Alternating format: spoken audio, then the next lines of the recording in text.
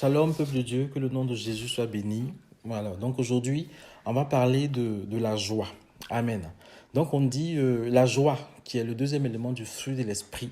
C'est une joie qui ne dépend pas d'un facteur quelconque. C'est ce contentement, c'est cette satisfaction profondément enracinée en Dieu et dans nos pensées. Amen. Donc, la joie dont il est question ici, là, ça tire son origine du mot grec gil, G-I-L. Et ça veut dire sauter, ça veut dire bondir de joie, ou sima, ou samea, qui signifie briller ou être lumineux. Et le thème grec kara se traduit par joie immense. Ce thème recouvre donc plusieurs mots hébreux et grecs qui ont des sens différents permettant de saisir le sens profond de la joie. Amen. Et cette joie-là, elle n'est pas circonstancielle de ce qui se passe autour de nous. Cette joie-là, elle n'est pas circonstancielle des événements qu'on peut vivre ou des nouvelles qu'on peut recevoir. Elle est là, elle est en nous, elle est produite par l'Esprit de Dieu. Amen. Il faut retenir que ce mot joie a la même racine que charis. Et charis qui veut dire grâce. Ça veut dire que la joie qu'on peut ressentir là découle de la grâce de Dieu. C'est-à-dire que c'est une joie que tu peux manifester que si la grâce de Dieu est sur ta vie. Amen, amen. Donc, c'est important de comprendre que cette joie-là, c'est pas la joie que je vais crier quand on me dit j'ai eu mon examen. Cette joie-là, c'est pas la joie que je vais manifester quand on me dit que je vais avoir une maison, comme on l'a dit en présentation. Cette joie-là, c'est pas la joie que je vais manifester quand j'apprends une bonne nouvelle. Mais cette joie-là, elle est là en nous.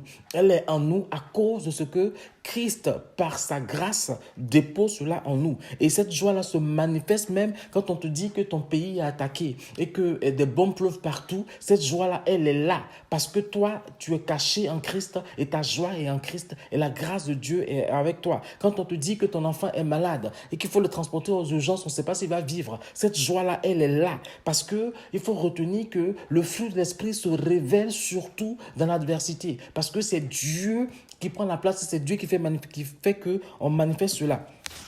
Amen, amen. Donc je prie vraiment que la joie selon Christ puisse nous caractériser, puisse nous animer au nom puissant de Jésus. Qu'on ait ce contentement-là, cette satisfaction profonde en nous, quelles que soient les circonstances de notre vie, au nom puissant de Jésus. Amen, amen. Et puis la troisième chose dont j'aimerais parler, c'est la paix. Amen. C'est la paix. La paix du cœur, c'est l'assurance que rien ne pourra nous arriver sans la volonté parfaite de Dieu. Je ne sais pas si on comprend un peu.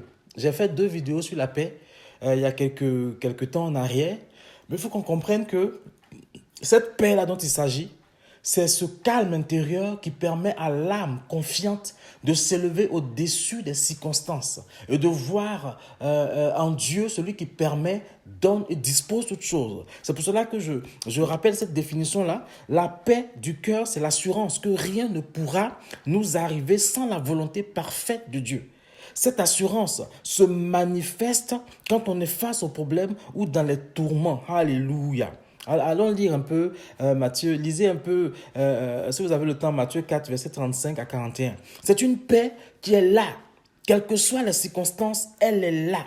La maladie, la mort, les mauvaises nouvelles, les attaques de sorciers, les démons, les crises économiques ou les crises politiques n'ébranleront pas les personnes qui ont cette paix-là. Parce que cette paix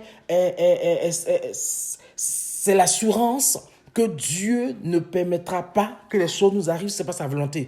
Donc, si les choses nous arrivent, on sait que Dieu l'a permis, quand nous-mêmes, on sait qu'on n'est pas en faute. Donc, si Dieu l'a permis, on est en paix parce qu'il gère, parce qu'il maîtrise. Cette conviction est le résultat de la paix avec Dieu. La révélation du Père nous donne une telle assurance que les non-enfants de Dieu nous prennent pour des fous. Car face aux difficultés, nous gardons notre calme. Tout le monde est surpris, tout le monde est étonné. La paix du cœur, là, ce n'est rien d'autre que la confiance. Ce n'est rien d'autre que la foi dans le Dieu qui ne ment jamais. Alléluia. L'argent ne peut pas procurer cette sérénité-là. Il n'y a que le Saint-Esprit seul qui peut communiquer cette paix. Une personne peut avoir toute la richesse du monde et manquer de paix. Alléluia. Comme c'est une petite exhortation, je n'aurai pas le temps de donner des exemples. Mais cette paix-là est le contraire de la peur. Celui qui a la paix de Dieu dans son cœur ne craint plus rien.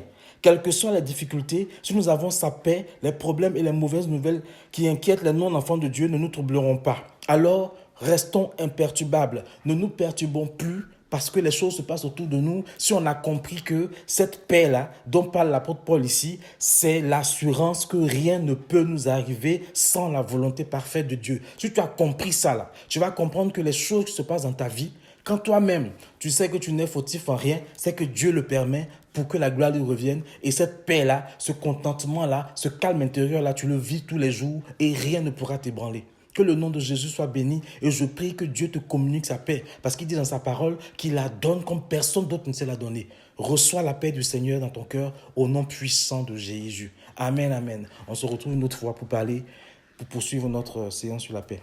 Et Jean 14, 27 dit, je vous laisse la paix, je vous donne ma paix, je ne vous donne pas comme le monde donne, que votre cœur ne se trouble point et ne s'alarme point.